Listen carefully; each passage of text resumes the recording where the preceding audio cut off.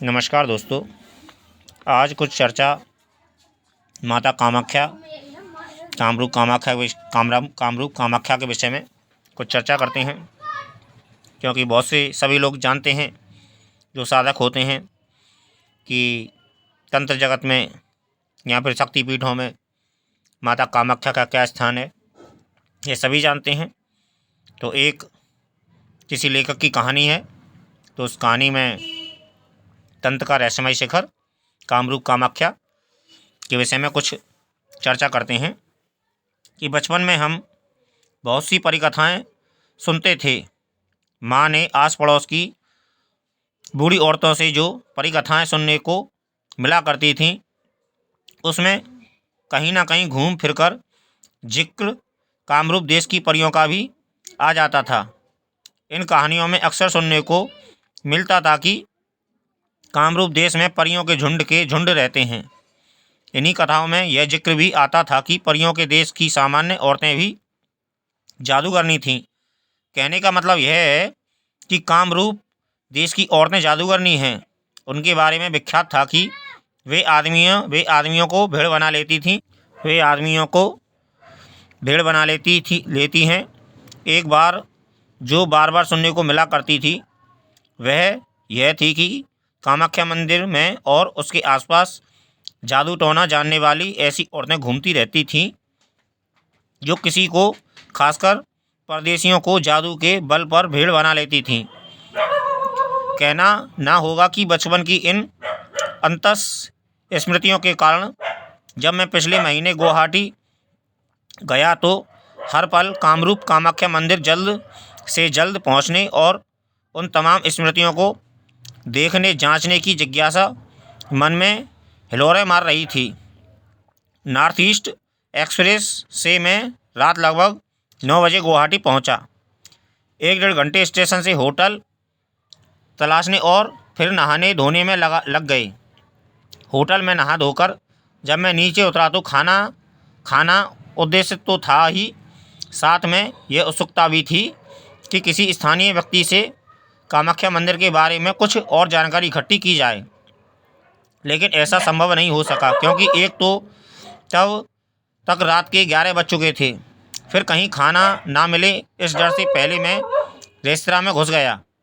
यह रेस्तरां एक सरदार जी का था और उनके यहाँ ज़्यादातर स्टाफ उत्तर भारत का था, जिन्हें कामाख्या मंदिर के बारे में बिल्कुल भी कुछ नहीं पता था।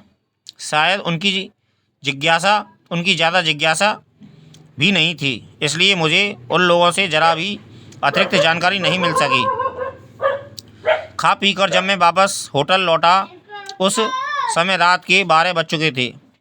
काउंटर में बैठा होटल का नाइट मैनेजर किसी से फ़ोन पर बात कर रहा था। मैं वहीं रिसेप्शन के पास सोफे पर बैठ गया। टेबल पर पड़े स्थानीय अखबारों में एक नज़र मारने का लालच था, लेकिन जब मैं बैठा अखबारों पर एक नज़र डाल रहा था, तभी मेरे कानों में उस नाइट मैनेजर की बातें पड़ी। दरअसल वह आसमी भाषी मैनेजर किसी को हिंदी में कामाख्या देवी का महात्म्य समझा रहा था। मैंने मैनेजर की हिंदी स्पष्ट और प्रवाहमयी थी, जिससे पहले मुझे लगा कि शायद वह भी मेरी तरह यूपी का या बिहार का हो, लेकिन वह असम का ही था।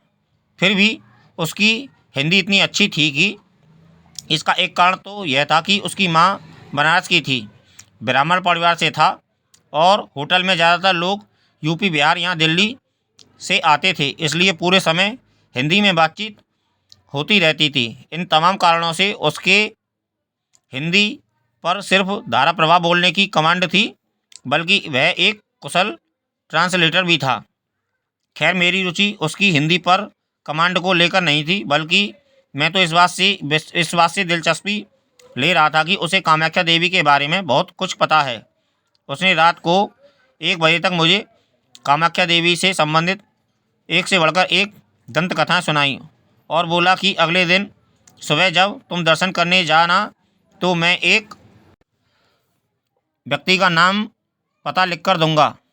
वो लोग कई सर्दी से उस मंदिर में बड़ा पुजारी का एक काम करते हैं, वे तुम्हें और ज़्यादा बताएंगे। मैंने अवनीकांत शर्मा का पता और फ़ोन नंबर लिख लिया।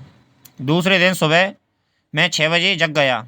चूँकि मुझे अखबार के दफ्तर में जाना था, इसलिए यह तय था कि मेरे पास सुबह का समय था, क्योंकि अखबार के दफ्तर में पत्रकार तो दोपहर के बाद ही आते हैं। इसलिए मैंने सुबह का समय कामाख्या देवी के दर्शन के लिए तय किया। रेलवे स्टेशन के पास स्थित पलटन बाजार में स्थित होटल कोरोनेशन में ठहरा था। वहीं नीचे से बसें चलती थीं, जो लगभग 13 किलोमीटर दूर कामाख्या पर्वत के नीचे छोड़ती थी। वहां से लगभग 5 किलोमीटर की चढ़ाई के बाद पर्वत के ऊपर मंदिर स्थित है। पर्वत के नीचे जहां से चढ़ाई का मुख्य द्वार है, वहां टैक्सियां लगी रहती हैं, जो आमतौर पर 20 रुपये सवारी या 200 रुपये लेकर आपको अकेले ही मंदिर के ऊपर तक पहुंचा देती हैं। परदेशियों से कई बार ये टैक्सी वाले प्रति सवारी 40 रुपये 50 रुपये तक ले लेते हैं। जिस समय बस ने मुझे कामरूप पर्वत के नीचे उतारा, उस समय सुबह के 6:30 बज रहे थे और एक टैक्सी में 5 सवारियां बैठ चुकी थीं। बस उन्हें एक सवारी की ही और दरकार थी। यही कारण है कि जैसे मैं बस से उतरा, टैक्सी ड्राइवर ने मुझे लपककर टैक्सी में बिठाया और स्टार्ट करके चल दिया। मुझे होटल मैनेजर ज्योतिकांत पांड्या शर्मा ने सब कुछ बता दिया। लगभग 20 मिनट में टैक्सी हम सब लोगों को कामाख्या मंदिर के मुख्य द्वार पर ला छोड़ा। वहाँ से मंदिर का परिसर शुरू होता था। लगभग 700 मीटर तक चलने के बाद दूसरी तरफ साफ सुथरे छोटे छोटे घर बने थे। पत्थर को काटकर बनाए गए ये घर दरअसल बड़ पुजारियों या पंडों के थे।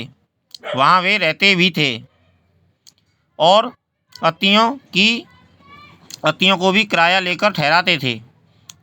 यहीं पर अवनीकांत शर्मा का घर भी था, जिसका नाम पता मुझे होटल के मैनेजर ने दिया था। मैनेजर ज्योतिकांत ने अविकांत को फ़ोन भी कर दिया था, इसलिए जब मैं मिला तो शर्मा जी भी बड़े प्यार से मिले। उन्होंने जरा भी अजनबीपन जाहिर नहीं किया। अवनीकांत पांड्या उर्फ शर्मा कामाख्या मंदिर के उन बड़े पुजारियों के परिवार